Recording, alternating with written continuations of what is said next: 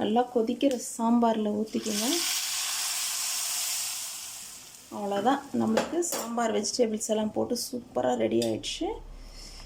இந்த சாம்பாரை இட்லி மேலே ஊற்றி அப்படியே சாப்பிட்டு பாருங்கள் friends. Welcome to Sneha's cooking diary. இன்றைக்கி நம்ம வெஜிடபிள்ஸ் எல்லாம் போட்டு சாம்பார் செஞ்சுக்கலாம். கேரட், பீன்ஸ், கத்திரிக்காய் ஒரு 3 கத்திரிக்காய், அப்புறம் முருங்கைக்காய் ஒரு முருங்கைக்காய், ஒரு சௌச்சவ் எடுத்து வச்சுருக்கேன். இதெல்லாம் ஃபஸ்ட்டு மசாலா போட்டு பாயில் பண்ணிக்கலாம். சாம்பார் வெங்காயம் ஒட்டி வச்சுருக்கேன்.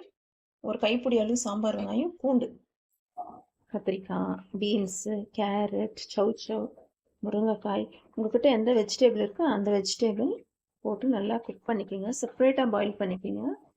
வெஜிடபிள்ஸ் எல்லாம் போட்டுட்டோம். இப்போது டொமேட்டோ ஒரு 3 டொமேட்டோ கட் பண்ணி வச்சுருக்கேன். அதை ஆட் பண்ணிக்கலாம்.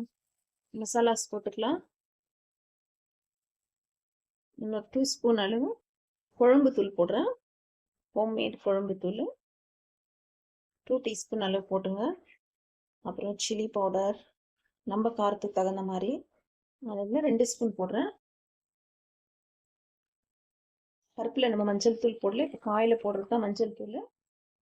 அப்புறம் காய்க்கு தேவையான அளவு உப்பு போட்டு ஊற்றி பாயில் பண்ணிக்கலாம்.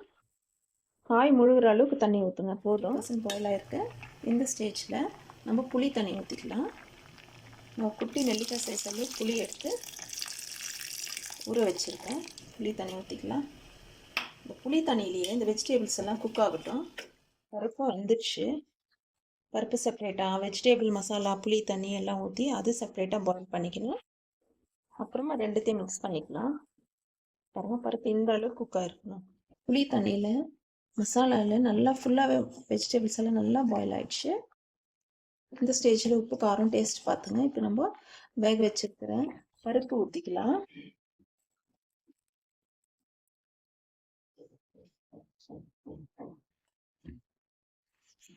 இந்த பருப்பில் ஒரு 5 மினிட்ஸ் கொதிக்கிட்டு சாம்பார் கலர் பாருங்கள், சூப்பராக இருக்குது. காயில் மசாலா, புளி தண்ணியில் இதெல்லாம் போட்டு நல்லா வேக வச்சுட்டோம். பருப்பு செப்பரேட்டாக வேக வச்சு ஊற்றிட்டோம்.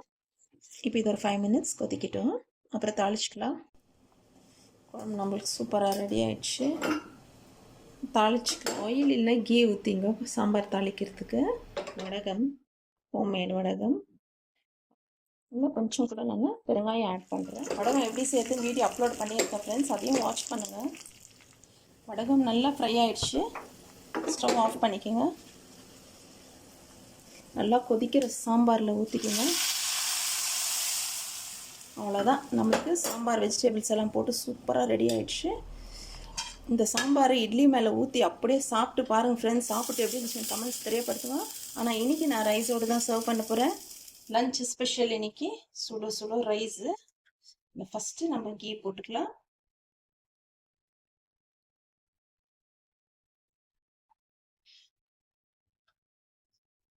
சாம்பார் ஊற்றிக்கலாம். சௌச்சவ், கேரட், கத்திரிக்காய், முருங்கைக்காய். ஓகே ஃப்ரெண்ட்ஸ், இதே மாதிரி சாம்பார் நீங்களும் ட்ரை பண்ணிவிட்டு எப்படி கமெண்ட்ஸில் தெரியப்படுத்துங்க. தேங்க்ஸ் ஃபார் வாட்சிங். பாய். See you all in next video.